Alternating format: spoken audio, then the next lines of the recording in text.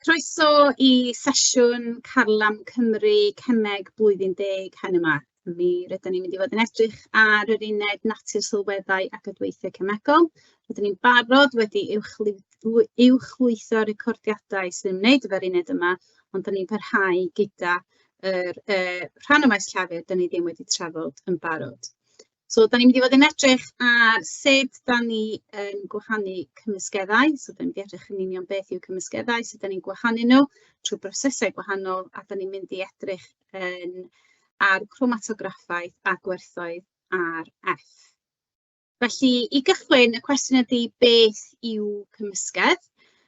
Os ni'n edrych fan hyn, mae gennym ni llawer o jelly beans yn fan hyn, a mae hein yn enghraifft o gymysgedd, sef atomau neu moleculau sydd heb bondio yn gymegol gyda'i gilydd, sydd yn wahanol i gyfansoddi'n chi, enghraifft dŵr, lle mae'r atomau wedi bondio yn gymegol gyda'i gilydd. So, yn fan hyn, os oes ni'n penderfynu fy mod i isio y jelly beans oren ma fan hyn, so ni'n gallu pigo nhw allan a fysa ddim yn effeithio ar unrhyw un o'r jelly beans arall. Hynny ydy, dydyn nhw ddim wedi bondio, y gwahanol jelly beans, lliwiau gwahanol yma, dydyn nhw ddim wedi bondio yn gymegol gyda'i gilydd. Mae gennym ni hefyd enghreifftiau eraill o bethau fan hyn, lle maen nhw'n gymysgedd ac eto dydyn nhw ddim wedi bondio. Pasta yma fan hyn, os fyswn ni eisiau cymeryd y pasta gwyrdd allan o'r gymysgedd yma, yna mi fyswn ni'n gallu gwneud yn hawdd. Felly, rhywbeth i chi feddwl am rwan, meddylch am ffyrdd o wahanu gwahanol cymysgeddau. So, unrhyw gymysgeddau sydd gennym ni yn gemegol, be fysa rhai o'r ffyrdd sy'n ni'n gallu i gwahanu nhw. Chi yn cael rhyw chydig bach amser, rhyw chydig bach eiliadau i feddwl pa ffyrdd fysa ni yn i'w defnyddio i'w gwahanu. Nawr, un o'r ffyrdd fysa ni'n gallu defnyddio i wahanu cymysgeddau. Os ydych chi'n edrych yn fan hyn, mae hein yn debyg jelly beans, da ni'n gallu tynnu hein ar wahân, oherwydd does dim angen i ni wneud unrhyw dechneg anodd. Os fysa ni yn ychwanegu haearn a sylffwr efo'i gilydd, ac bod hein wedi cysgu efo'i gilydd, mi allan ni dynnu'r haearn i ffwrdd o'r gymysgedd yma drwy ddefnyddio magnet oherwydd bod haearn yn magnetig. Nawr, dull arall sydd gennym ni ydi hidlo. Nawr, mae'r broses yma yn arbennig o dda ar gyfer gwahanu solid anhydawdd oddi wrth hylif. So, anhydawdd yw unrhyw beth sydd ddim yn gallu hydoddi mewn dŵr. Hynny ddim yn gallu cymysgu gyda dŵr. Nawr, enghraifft o bethau fel hyn ydy pethau fel tywod a dŵr. Nawr, y ffordd da ni'n gwneud y dechneg yma, so dyma chi yn fan hyn y beaker sy'n cynnwys y solid wedi cymysgu gyda hylif, tywod o'r dŵr, a mi rydan ni wedyn yn rhoi y sylwedd yma i fewn i'r twndys hidlo. Nawr, mi rydan ni hefyd yn defnyddio y gair twmffat ar gyfer twndys hidlo. Ac o fewn y twndys hidlo yn fan hyn, mae gennym ni papur hidlo. Beth sy'n arbennig am y papur hidlo ydy bod o'n cynnwys llawer o dyllau man. Felly pan da ni roi y sylwedd o solid a hylif, mae'r solid yma cofiwch yn anhydawdd mewn dŵr, so dydyn nhw ddim yn hydoddi mewn dŵr. Pan da ni roi hein efo'i gilydd, yn amlwg mae'r solid anhydawdd yn aros yn y papur hidlo, yn y twndys hidlo, yn y twmffat, a mae'r hylif wedyn, sef y dŵr pur wedi dod allan ar y gwaelod. So, hidlo mwyn gwahanu solid anhydawdd oddi wrth hylif. Mae gennym ni hefyd y dechneg anweddu, ac mae hwn yn dda iawn i wahanu cymysgedd o hylifau a solidau. Mae'r y solid tro hyn yn gallu hydoddi mewn yn yr hylif. Hynny ydy, tro yma, mae o yn hydawdd. So, enghreifftiau sydd gennym ni o solidau sy'n gallu hydoddi mewn dŵr ydy halen y dŵr, siwgr y dŵr, ac felly dyma y broses da ni'n gallu gwneud efo ni'n anweddu. So, da ni'n defnyddio llosgi'r bynsen, grysogi'r bynsen, a mae gennym ni disgyl anweddu, ac tu fewn i'r disgyl anweddu fan hyn, mae gennym ni'r gymysgedd, so fysa gennym ni'r halen a'r dŵr. Ac wrth gynhesu, mae'r dŵr wedyn yn anweddu, sef yn troi o hylif i nwy. Yn troi o hylif i nwy, ac felly be fydd ar ôl yn y disgyl anweddu ar y diwedd fydd eich halen sef yr solid sydd wedi hydoddi. Distylliad, ar y llaw arall, broses sydd yn cael ei wahanu i cael ei ddefnyddio i wahanu dau hylif sydd yn cymysgu'n rhydd gyda'i gilydd, cyn bellad bod y ddau hylif yna yn berwi ar wahanol dymheredd. So mae rhaid iddyn nhw gael berw bwyntiau gwahanol. Nawr, beth sydd yn digwydd yn y broses distyllu ydy bod gennych chi'r gymysgedd. Dŵr hall yn digwydd bod fan hyn, sef dŵr gyda halen, neu mi allai fod yn ddau hylif cymysgadwy sy'n gallu cymysgu fe'i gilydd. A be ydych chi'n gwneud ydy ydych chi yn cynhesu y ddau gyda'i gilydd, ac wrth gynhesu mae'r broses anweddu yn digwydd. Nawr, os oes gennych chi ddŵr y fan hyn, mae gennych chi anwedd o ddŵr pur yn dod allan. So ydych chi'n cymysgu nhw, ydych chi'n cynhesu nhw, a mae'r hylif yn troi i nwy. Mae'r thermometr y fan hyn mwyn adnabod y berwbwynt. Os ydych chi'n berwi dŵr yn amlwg 100 grad Celsius ydy'r berwbwynt dŵr, ond os gennych chi sylwedd eraill, mi all y berwbwynt fod yn wahanol. Tydi'r stem ddim yn dianc allan i'r atmosffer oherwydd mae hwn i gyd wedi cael ei gau i fyny. Mae'r stem wedyn yn mynd lawr yr offer yma, ac oddi amgylch yr offer yma, mae gennych chi dŵr oer. Ac enw'r offer yma ydy'r cyddwysydd. A gan bod yn oer, mae'r stem wedyn, mae'r nwy fan hyn yn cael ei oeri, felly mae'r broses cydwyso'n digwydd, sef mae'r stem neu'r nwy yn troi nôl i hylif. Felly, mae'r dŵr yn cael ei gasglu, so fydd dŵr pur yn cael ei gasglu fan hyn. Nawr, yr hylif sy'n cael i'w gasglu gyntaf ydy un gyda'r berw bwynt isaf bob tro. Felly, yn yr achos yma, os gynnu ni dŵr hall, dŵr halen, yn amlwg dŵr sydd gyda'r berw bwynt isaf i gymharu gyda'r halen yna. So, ydych chi wedi gallu gwahanu nhw allan. Nawr, chromatograffaeth ydy'r broses lle ydych chi'n gallu gwahanu inciau gwahanol, inc gwahanol oddi wrth ei gilydd. Felly, beth sydd gennych chi fan hyn ydy hydoddydd rhan amla dŵr. Mae gennych chi papur hidlo. Eto, da ni wedi trafod hwn o'r blaen, lle mae gennych chi dyllau bach. Felly, mae o'n gadael i dŵr drafeilio drwyddo fo. Mae gennych chi llinell pensil o fan hyn, ac ar y llinell pensil, ac yn amlwg does na ddim lliw yn pensil, mi rydych chi roed inc neu llifyn. Llifyn ydy dau, lliwyr dau planhigion, llifyn planhigyn. So, be ydych chi'n gwneud? Ydych chi'n rhoi y gwahanol inc fan hyn. Ydych chi yn rhoi gwaelod y papur hidlo i fewn yn y dŵr. Dim yn gorchuddio eich smotiau inc chi, ond jyst fel bod y gwaelod yn y dŵr. A beth sydd yn digwydd ydy, mae'r dŵr wedyn, yr hydoddydd, rhan fwyaf ydy dŵr, mae'r hydoddydd yn symud i fyny'r papur. Ydych chi'n cyrraedd ffin hydoddydd. Ffin ydy lle mae'r hydoddydd rhan amlwg dŵr stopio, so mi gewch chi linell y fan hyn. Ac mae'ch inciau chi yn gwahanu allan i'r lliwiau mae'ch inc chi wedi cael ei wneud. Os edrychwch chi fan hyn, beth bynnag ydy'n lliw dyn i fan hyn, mae o'n cynnwys chydig bach o coch, mae o'n chydig bach o oren a melyn. Nawr, drwy'r broses chromatograffaeth, ydych chi angen cyfrifo beth da ni'n galw yn RF. So mae'ch gwahanol inciau chi yn mynd i wahanu allan yn ôl pa liwiau sydd fewn iddyn nhw. A beth ydych chi'n mynd i gael ydy smotiau fel hyn i ddangos beth sydd gennych chi o fewn yr inc. Nawr, i gyfrifo RF, so ydych chi wedi gwneud y gwaelodlyn. So mae'r gwaelodlyn wedi cael ei lunio gyda pensil. So mae hwn yn bwysig i chi lunio cyn i chi roed eich smotyn inc ar y llinell. Nawr, wrth drafeilio i fyny'r papur hidlo, mi rydych chi'n gallu gweld bod y smotiau yma ar rai pwynt yn stopio.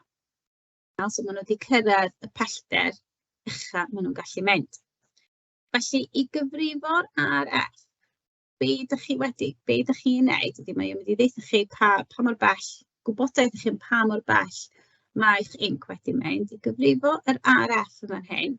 Mi rydych chi'n edrych, ydych chi'n mesur pa mor bell mae'r smotyn wedi mynd. Nawr mi ydych ni'n mynd i ganol y smotyn yna, i darganfod pa mor bell mae wedi mynd. So mi welwch chi fama bod y smotyn melyn yma wedi cyrraedd 2.9 cm. So mi fyswn ni'n mynd 2.9. Mi all yr unedau fod yn centimetr neu milimetr. Dim ond bod y ddau uned yr un peth ar gyfer y pellter y smotyn a'r hydodydd. Ac os welwch chi wedyn, mae hydodydd chi fan hyn wedi cyrraedd y ffin yn fan hyn, sef 6. Ac felly, da ni'n rhannu 2.9 gyda 6 mwyn i chi cael y gwerth ar F, sydd yn rhoi ateb o 0.48 i chi. Nawr, mae'r gwerth ar F bob tro'n gorfod bod o dan 1, felly os ydy o dros 1, yn amlwg ydych chi wedi gwneud camgymeriad yn eich gwaith cyfrifo. Be mae hwnna'n deutha ni wedyn, y mwyaf i'w gwerth yr RF, mae'n golygu bod eich smotyn chi wedi trafeilio yn bellach i fyny y papur hidlo neu'r papur chromatograffiaeth. Felly, os ydy'r smotyn yn trafeilio'n bell, mae'n golygu bod o'n hydawdd iawn mewn dŵr. Felly, mwyaf ydy gwerth eich RF chi, mwyaf hydawdd uwch inc chi, ac felly mwyaf bydd gwerth eich RF. Felly, os ni edrych ar y cwestiynau arholiad yma rwan, i chi gael gweld y math o gwestiwn yna'n ofyn chi. Mae'r diagram isod yn dangos 3 dull sy'n cael defnyddio wahanu cymysgeddau. So, gyda chi un dull yma'n hyn, da chi'n cymysgu naddion haearn, iron a dŵr. Mae gennych chi alcohol a dŵr yma'n hyn yn cael ei gwahanu, a wedyn gennych chi halen y dŵr. Tanlinellwch, mae wedi deitha chi i danlinellu. Iawn, mi roed y llinell yna chi fyna. Briodweddion naddion haearn sy'n canisau i dull sy'n cael ei ddefnyddio wahanu'r gymysgedd. Gyda chi eisiau dangos neu dewis un o'r rhain ar gyfer y briodwedd. Wel, os nwch chi edrych ar y dull yma, ac edrych yn ôl, neu meddwl yn ôl be nath ni drafod gynna, y dull yma ydy dull hidlo. Ac os gofiwch chi, y briodwedd roedden ni sôn amdano fo ydy y ffaith ydych chi'n gallu defnyddio hidlo os ydych sylweddau chi yn anhydawdd mewn dŵr. I'r ateb cywir y fanna ydy ffaith bod yn anhydawdd, dydy ddim yn gallu hydoddi mewn dŵr, felly mi fydd eich naddion haearn chi'n aros yn fan hyn, a'ch dŵr chi yn dod lawr i'r flas conical yn fan hyn. Ticiwch wedyn y blwch sy'n dangos yr rheswm pan mae dull 2 yn cael ei defnyddio i wahanu alcohol a dŵr. So os gofiwch chi edrych ar y dull 2 a cofio nôl enw dull 2 ydy'r broses distylliad. Ac felly, os gofiwch chi, mwyn gwahanu 2 hylif yn fan hyn, da ni weld pa un sy'n gywir, alcohol dŵr berwi a dŵr yn berwi wrth i gwresogi. Yndyn, ond di o ddim yr rheswm pan mae o yn ei gwahanu. Mae gan alcohol a dŵr ferwbwynt gwahanol. Mae gan alcohol a dŵr yr un berwbwynt neu mae alcohol a dŵr yn y hylifau. Os gofiwch chi nôl, yr un cywir ydy bod gennyn nhw berwbwyntiau gwahanol oherwydd mae'r un gyda'r berwbwynt isaf yn cael ei gasglu o flaen yr un uchaf bob tro. A wedyn, yn ôl am fan hyn, be ydy enw'r broses yma? Os gofiwch chi nôl, enw'r broses yma ydy'r broses anweddu. Eto, mae gennych chi gwestiwn sy'n ymwneud efo gwahanu sylweddau. So, ethanol o dŵr. So, os welwch chi yr offer yma bob tro, ydych chi angen cofio mae enw'r broses yma ydy distylliad. So, dyna'r cwestiwn gyntaf. Be ydy enw'r dull? So, dull ydy distylliad. So, yn amlwg yma yna, be ydych chi angen gwneud? Jyst copio fo yn union fel ag y mae o. Mae'r brawddegau canlynol yn dangos camer dull hyn o wahanu. So, ethanol, anwedd ethanol oeri. Wel, di oeri dim o'r broses gyntaf. Mae ethanol yn berwi ag anweddu. Mae'r gymysgedd ddŵr ag ethanol yn cael ei gwresogi. Mae ethanol yn cael ei gasglu. Felly'r cam cyntaf ydy bod y gymysgedd yn cael ei gwresogi. So, os ydych chi'n cofio'r broses gwresogi, mae'n cael ei gwresogi. Wedyn, mae'r ethanol yn berwi ac yn anweddu. So, yr ethanol sy'n dod i ffwrdd i fan hyn fel yr anwedd. Yna, mae anwedd anwedd ethanol chi'n mynd lawr fan hyn, lawr y cydwisydd ac yn cael ei cydwiso. Felly'r broses nesaf ydy A. Felly'r un sydd dod yn ola ydy bod ethanol i gael ei gasglu. So mae ethanol dod allan yma oherwydd bod ethanol gyda berwbwynt sydd yn is na'r dŵr. So felly mae'n cael ei gasglu gyntaf. Ag fan hyn, tigwch y blwch sy'n esbonio pa mae dŵr sydd ar ôl yn y flasg. So eto'n debyg i beth ni newydd wneud. Gyna mae berwbwynt ethanol yn hafal, o dyn nhw ddim yn hafal. Mae berwbwynt ethanol yn is na berwbwynt dŵr. Felly hwnna sy'n gywir oherwydd bod y ethanol chi wedi dod allan gyntaf. Ar yr ochr yma, 3 dull eto. So os ydych chi'n meddwl yn ôl, hwn ydy'r broses chromatograffaeth. Nathon ni sôn am gyna. Graffaeth. Hwn ydy'r broses hidlo. Ac os nwch chi feddwl am y llun yma, hwn ydy'r broses anweddu. A mae'r ffaith bod gennych chi disgwyl anweddu yma yn rhoi cliw i chi. Pa lythyren byddwch chi'n ddefnyddio mwyn tynnu tywod o ddŵr môr? Felly'r broses fysa B, oherwydd bod tywod yn anhydol mewn dŵr.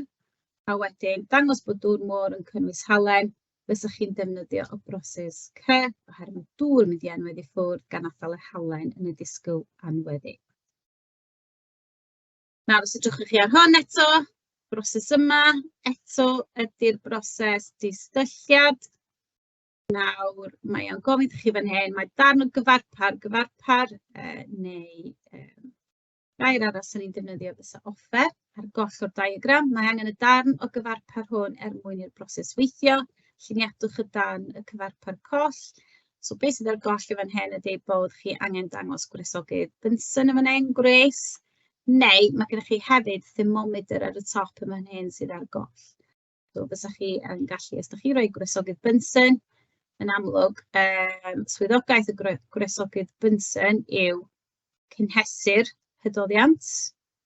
So mae yn cynhesu'r hydoddiant o inc D. Os ydych chi wedi penderfynu rhoi diagram yr thermometer, nawr pwrpas y thermometer ydy mesur y berwbwynt. Achos ydych chi eisiau gweld pa bryd mae'r berwbwynt ar gyfer yr inc neu'r hylif i weld beth sy'n dod allan gyntaf. Ond os edrychwch chi fan hyn, da ni'n gweld na dŵr sydd wedi gasglu gyntaf, felly mae'r rhaid bod y berwbwynt da ni'n edrych amdano fo ydy 100 gradd Celsius sef berwbwynt dŵr. Disgrifwch bwrpas cyfarpar A.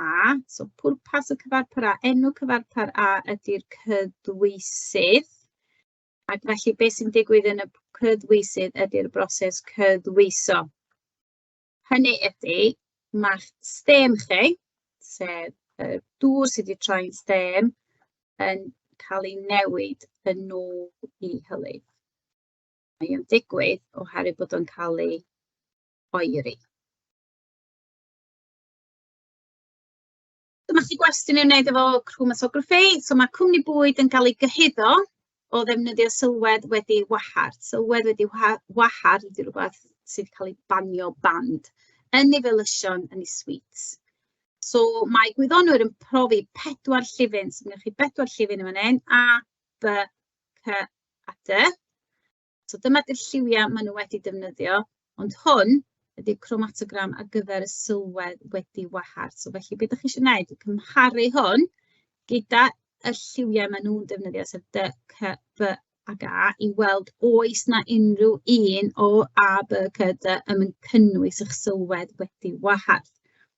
So enw'r dull yma, so os nwch chi gofio, enw'r dull yma ydy chromatograffaeth.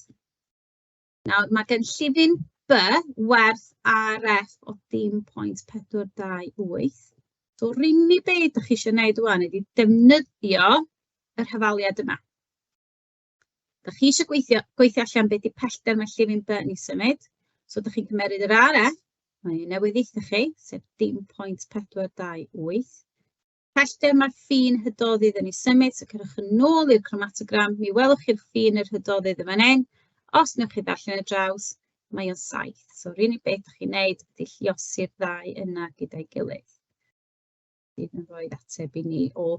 Mae rhywbeth oedd 2.996, ond os newch chi i dalgrynu fe wedyn i'r hyd cyfan agosaf, oherwydd maen nhw'n deitha chi wedyn, cwblwch y diagram yn ddangos safle llifin B.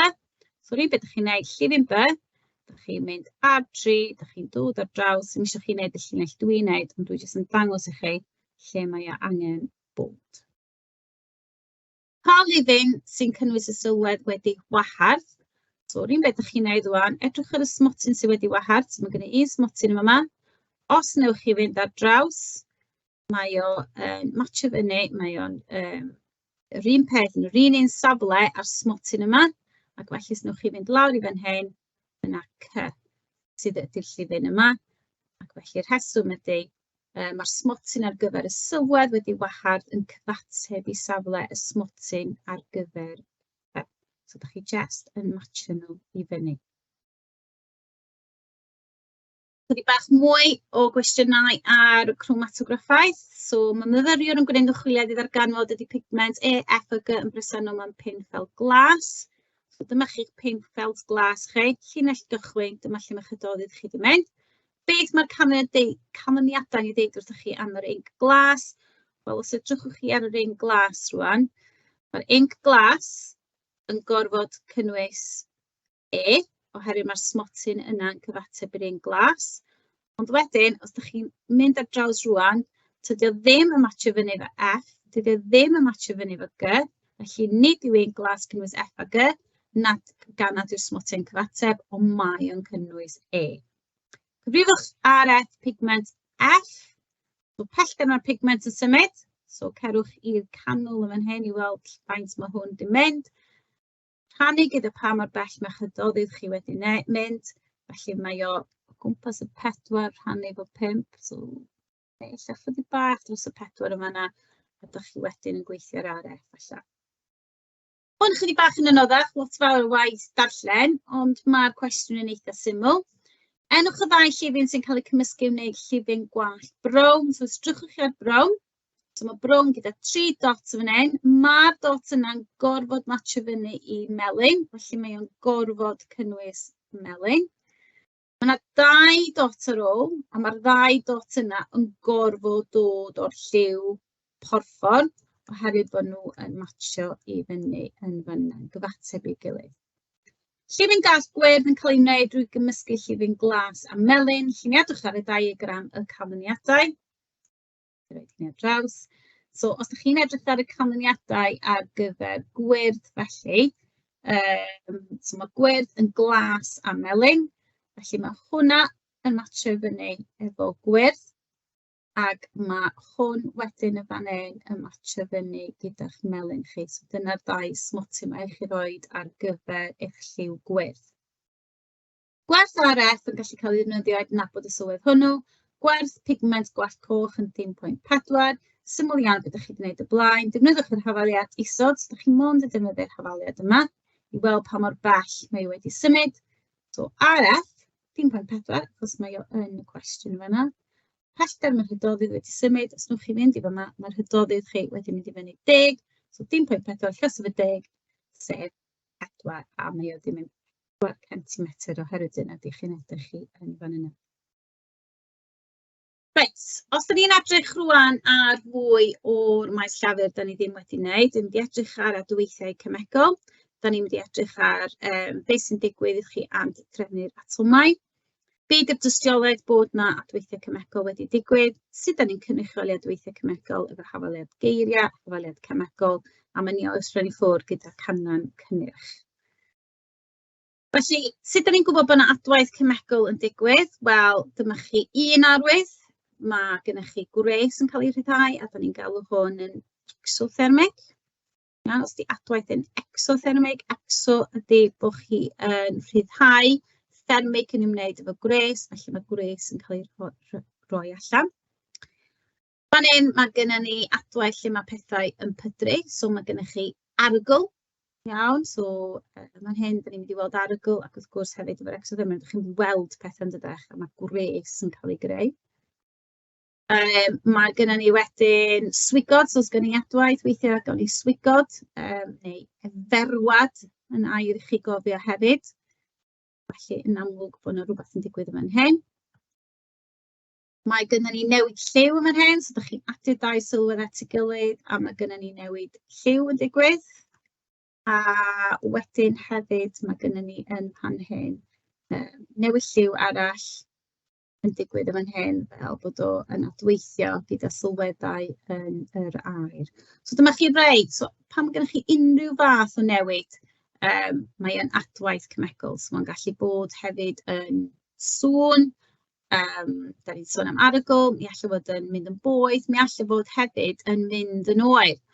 So felly pethau fel eich paciau rhew, eich ice packs chi, a math yna adwaith ydy endothermic, lle mae gwres yn cael ei gymeryd i fewn. Nawr, mewn adwaith cemegol, enghraifft fan hyn, os dwi'n rhoi magnesium oxygen efo'i gilydd, dwi'n ffurfio sylwedd cyfansoddyn sydd wedi bondio'n gemegol o'r enw magnesium oxide. So, sylwch bod yr enw'r oxygen yn troi yn oxide. Nawr, da ni'n galw'r ochr yma'r adweithyddion. Sef yr rhain, da ni angen mwyn i adwaith ddigwydd. Ac hwn ydy'r cynnyrch y product B sydd yn cael ei greu ar y diwedd. So dyma ni un ffordd o gynrychioli adwaith cemegol ydy bod ni yn ysgrifennu hafaliad geiriau. Sylwch hefyd mae'n bwysig na saith ydych chi'n rhoi rhwng eich adweithyddion y cynhyrchion i ddangos bod rhain yn creu y magnesium oxide. Felly, os ni edrych ar y cwestiwn arholiad yma rwan, so dyma chi hafaliad geiriau arall yma'n hyn, lithium a oxygen neu lithium oxide. Enwch y metel yn yr hafaliad. So, os nwch chi edrych yn fan hyn, so chi hefyd yn gallu edrych ar eich tabl cyfnodol. Nawr, dwi wedi gwneud yr ateb, ond enw'r metel yn fan hyn ydy lithium. Cyfansoddyn, so os nwch chi gofio 2 neu fwy atomau gwahanol wedi bondio efo'i gilydd. Felly, yn yr hafaliad yma, y cyfansoddyn ydy lithium oxide, fan hyn, sef hwn, y cynnyrch. Enw adweithydd, wel adweithydd ydy beth ydych chi angen ar y cychwyn, a mae gen chi 2 adweithydd yn fan hyn, felly unau fedrwch chi roi lithium i lawr, fel atab, neu oxygen. Dych chi ddim angen rhoi y 2, dim ond dewis un o'r hynny. Calsiwm carbonat yn weithio efo asid, so mae gennych chi hafaliad geiriau eto. Un adweithydd, wel mae gennych chi 2 adweithydd yn fan hyn, felly dewisiwch chi un o'r rhain. So dwi'n mynd i ddewis calsiwm carbonat. Be ydych chi angen ar ddechrau arbrawf neu adwaith? Nwy ydy un o'r cynnyrchion.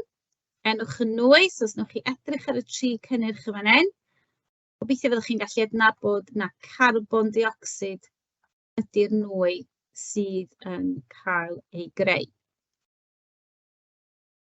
Methan yn nwy naturiol, sef hwn yn fan hyn. Dyma'r hafaliad symbol rwan. So rwan, da ni wedi defnyddio symbol light. Nawr, os ydych chi'n cofio rwan, fedrai droi hwn yn hafaliad geiriau. Methan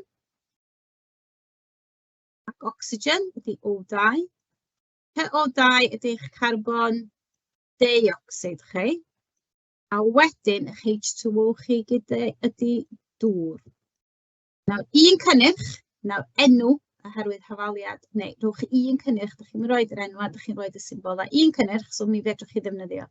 Dewis CO2 neu H2O dŵr. Iawn, na unrhyw un o hynny'n gywir.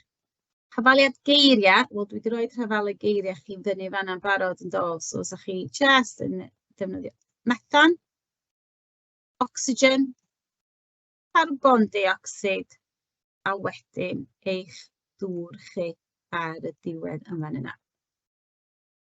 Trwch linell o'ch adweithyddion, beth ydych chi'n cychwyn efo at eich cynhyrchion. Felly, jyst edrychwch ar yr enwa, lithium a oxygen yn mynd yn lithium oxide. Sodium a clorin yn mynd yn sodium chlorid. Heian a fluorin yn mynd yn heian fluorid. A lithium a dŵr yn gorfod bod yn lithium hydroxide a hydrogen. Nawr, mae hafaliad geiriau'n eitha hawdd i wneud, ond weithiau maen nhw ofyn ydych chi'n wneud hafaliad symbolau cytbwys. Nawr, mae hein chydig bach yn anodd. So mae hafaliad geiriau yn defnyddiol i ddangos pa gymegion sy'n adweithio fe'i gilydd a pha gymegion sy'n cael ei gynhyrchu. Ond mae hafaliadau symbol yn caniatáu i gymegwyr gyfrif o'r masau sydd yn adweithio. Be ydy'r masau sydd gennym ni? Nawr, os ydwch chi fan hyn rwan, os da ni'n gwneud sodiwm clorid, nawr mae rhaid i ni gael yr ei coch a'r ei gwyrdd mae gyd yn cydbwyso. So mae clorin chi wastad yn diatomig yn dod gyda'i gilydd fel dau atom wedi bondio at ei gilydd. A sodiwm clorid chi'n un sodiwm ac un clorid efo'i gilydd. Felly, mwyn cael dau gwyrdd yma hyn, mae rhaid i fi gael dau sodiwm clorid. Ac felly, oherwydd bod gen i dau sodiwm clorid, mae gen i dau clorid, mae gen i fi hefyd dau coch y sodiwm, felly mae rhaid i ni gael dau sodiwm ar y cychwyn. Felly, mwyn cydbwyso, da ni'n cael ychwanegu rhifau ar y tu blaen. Felly, dwi wedi angen dau sodiwm, un clorin, bod o'n diatomig, a wedyn mae'n rhaid i ni gael dau sodiwm clorid mwyn cydbwyso. Herwydd rwan mae gen i dau sodiwm, dau clorin, a mae dau yn lluosi gyda un yn rhoi dau clorin yn fan yna. Felly, be ydych chi angen cofio pan ydych chi'n cydbwyso hafaliadau? Does dim atomau'n cael eu creu naid yn isro. Iawn, so gan i bod ni'n gwybod mas o cymharu bob math o atom, gallwn ni rhagfynesgu be fysa'r mas o'ch cynhyrchion chi. So be welwch chi fan hyn, mae gen i dau copper, dwi'n gorfod gorffen efo dau copper, mae gen i dau ocsigen yn fan hyn, felly mae rhaid i fi gael dau copper ocsid mwyn cydbwyso. Nawr, os edrychwn ni fan hyn ar rei'r hafaliadau symbol chi, so yn fan hyn, hydrogen peroxide, so mae'n deitha chi H2O2, yn dadelfennu i dŵr. Mi ddylsech chi gwybod mae dŵr yn H2O a ocsigen. Nawr mae rhaid chi gofio bob tro bod ocsigen yn ddiatomig, so ydych chi wastad yn sgwennu fel O2. Nawr, be welwch chi fan hyn, nid ydy hein wedi cydbwyso ar hyn o bryd, oherwydd mae gen i ddau hydrogen, dau ocsigen ochr yma, ond tro yma mae gen i fi dau ocsigen a un sy'n rhoi cyfanswm o 3. Felly dwi'n mond yn cael yr rhifau ar y tu blaen. Felly dyma'r unig lle gyda'r rhif yn fan hyn. Hyn yn golygu rwan bod gen i 4 hydrogen. So felly dwi'n rhoi 2 o flaen hwn mwyn cael 4 hydrogen. So mae gen i 4 hydrogen, mae gen i 4 hydrogen. Mae 2 lluos efo 2 yn golygu hefyd bod gen i fi 4 ocsigen. Nawr, 2 lluos efo 1 yn rhoi 2 ocsigen yn fan hyn a 2 ocsigen yn fan yma. Ac os dwi'n adio'r ddau at ei gilydd, mae e'n rhoi 4, felly da ni'n gytbwys ar y ddwy ochr. Nawr, dyma chi math o gwestiynau arholiad eraill fedrwch chi gael. Os da chi'n gweld bocsys fel hyn, mae'n golygu bod chi angen rhoi rhif. So, mae magnesium carbonat, sef hwn, yn adweithio ag asid mewn ffordd debyg, cydbwyswch yr hafaliad. Nawr, yr unig beth ydych chi angen gwneud fan hyn, dim ond fan hyn dwi angen rhoi rhif, cerwch i'r H, a mi welwch chi bod gen i fi 2 H yn fan hyn, a gen i fi 2 Cl, felly'r rhif dwi angen rhoi y fanna ydy'r rhif 2. Cydbwyswch yr hafaliad symbol cytbwys yma, sy'n cynrychioli adwaith dadleoli rhwng zinc ac arian nitrad. Nawr, os edrychwch chi fan yma, NO3, ar hyn o bryd mae gen i 1 nitrad yn fan yna. Ond os ydych chi'n mynd i fan hyn a cofio'ch cronfachau nath ni wneud mewn sesiwn blaenorol, mae beth sydd tu fewn i'r cronfachau yn cael ei liosi fo beth sydd tu allan i'r cronfachau. So felly mae gen chi 2 nitrad yn fan hyn. 1 nitrad yn fan hyn, felly mae rhaid i chi roi'r rhif 2 yn fan hyn yn mwyn cydbwyso. Be mae hyn yn golygu wedyn, mae gen chi 2 arian, felly mae rhaid i chi roi 2 yn y bocs yma fan hyn. Cydbwyswch yr hafaliad symbol o gyfer copr ac asid nitrig chi. So, eto mae hwn chydig bach yn fwy cymhleth, oherwydd mae gennych chi fwy o bethau yn mynd yn ei flaen yn fan hyn. Nawr, os nwch chi edrych yn fan hyn rwan, nawr, un ffordd i wneud hwn, mae gennych chi 1 copr, mae gennym ni 3 ocsigen yn fan hyn, mae gennym ni 1 nitrogen a mae gennym ni 1 hydrogen. Nawr, yn fan hyn, mae gennym ni 1 copr, ond mae gennym ni 2 nitrogen, mae gennym ni 6 ocsigen. Mae gennym ni 2 ocsigen yn fan hyn ac 1 nitrogen. Mae gennym ni 1 ocsigen a mae gennym ni 2 hydrogen yn y dŵr yma'n hyn. So mae hwn yn mynd yn eitha cymhleth yma'n hyn. So felly, os gennym ni 3 llysydd y 2, 6, os fyswn ni rhoi 2 i fan'na, mae gyda bod ni yn cydbwyso ein ocsigen, mae gennym ni 8 oxygens yn fan hyn. Felly mae rhaid i chi feddwl chydig bach mwy o beth dyn ni'n mynd i wneud. Dwi'n dweud jyst chydig bach mwy gyfle chi i jyst trio hwnna chi'n cyn bod fi'n rhoi ateb. Dwi'n mynd i fama. Mae hwn chydig bach yn haws i'w wneud. Cydbwyswch yr ofaliad canlynol. Os nwch chi edrych o fan hyn, clorin. Mae gennym ni 4 clorin yn fan hyn. Felly, mae gennych chi hefyd rhif ydych chi angen roed yn fan hyn. So mae rhaid i ni cydbwyso'ch clorin. So mae rhaid i chi roi rhif 4 fan'na. Mae gennym ni 4 clorin. Mae gennym ni 4 clorin yn fan hyn. Wyth hynna wedyn, mae gen i 4 hydrogen. Felly mae rhaid i ni roed 2 fewn yn fan hyn mwyn wneud 2 lluosi gyda 2. Felly mae hwn yn haws i chi gwneud. So mae'r hein yn fan hyn. So beth ydych chi angen gwneud bob tro ydi edrych ar y bocsys sydd gennych chi yn fan yna. Felly, hwn chydig bach yn gymleth, chydig bach o trial and error, really. So mae gennym ni 6 ocsigen yn fan hyn. So, os ydyn ni yn gael ei weld, os ydyn ni rhoi 4 yn fan hyn, fysa gennym ni 4, 3 yn 12 ocsigen, so gennym ni 4 hydrogen. So felly, os ydyn ni eisiau 4 hydrogen, fysa rhaid i ni roi 2 yn fan hyn. Mae gennym ni wedyn 4 N mwyn i'w gydbwyso fo yn y fan yna.